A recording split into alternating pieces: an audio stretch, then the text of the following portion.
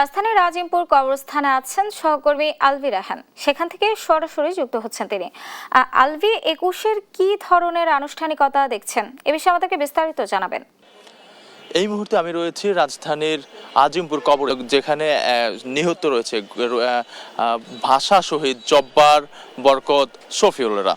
তারা এখানে আসলে যারা বাংলা ভাষার মাতৃভাষার জন্য জীবন দিয়েছেন তারা এখানে ঘুমিয়ে আছেন। আমি যদি আপনাদের এদিকে একটু দেখাই, এখানে কিন্তু তাদের প্রতি শ্রদ্ধা জানানোর জন্য, তাদেরকে তাদের সেই কৃতজ্ঞতায় প্রকাশ করার জন্য এখানে কিন্তু রাজনৈতিক ব্যক্তিরা ছাড়াও এখানে সাধারণ যে মানুষ রয়েছেন তারা এখানে আসছেন এবং তাদের কবরে জিয়ারত করছেন। কেউ কেউ আবার তাদেরকে শ্রদ্ধা জানানোর জন্য কিন্তু ফুল নিয়ে এখন পর্যন্ত অনেকেই আমরা দেখেছি তারা এসেছেন, গেটের সামনে এখনো বসে আছেন। আর কিছুক্ষণ পরে অর্থাৎ ২১শে ফেব্রুয়ারি আসার পরেই কিন্তু তারা তাদের শ্রদ্ধা জানাবেন, এমনটি কিন্তু আমরা তাদের কাছ থেকে জানতে পেরেছি। এছাড়া এখানে আজকে ডক্টর শফিকুর রহমান আসবেন তেমনটি কিন্তু আমরা জানতে পেরেছি। এই শহীদদেরকে শ্রদ্ধা জানানোর জন্য তিনি এখানে আসবেন এবং ১২টার পরে এসে তিনি তাদেরকে শহীদদেরকে শ্রদ্ধা জানাবেন, এমনটি আমরা তাদের কাছ থেকে জানতে পেরেছি।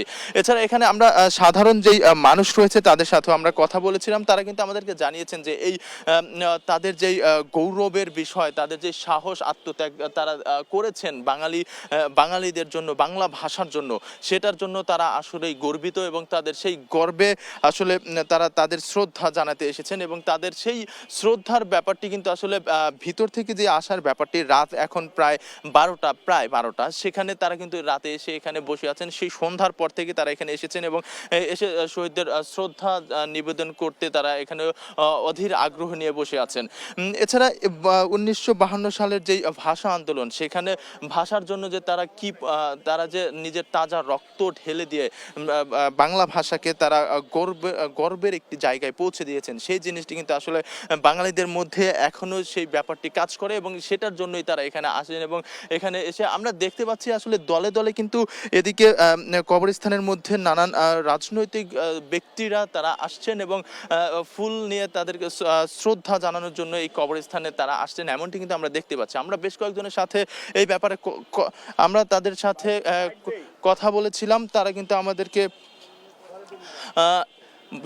বাংলা ভাষা শুধু কথা বলার একটি ভাষা নয়, বাংলা ভাষা হচ্ছে গৌরব মর্যাদার একটি প্রতীক, আর সেটি দেখিয়ে গিয়েছে বাংলার এই দামাল ছেলেরা, ভাষা শহীদরা।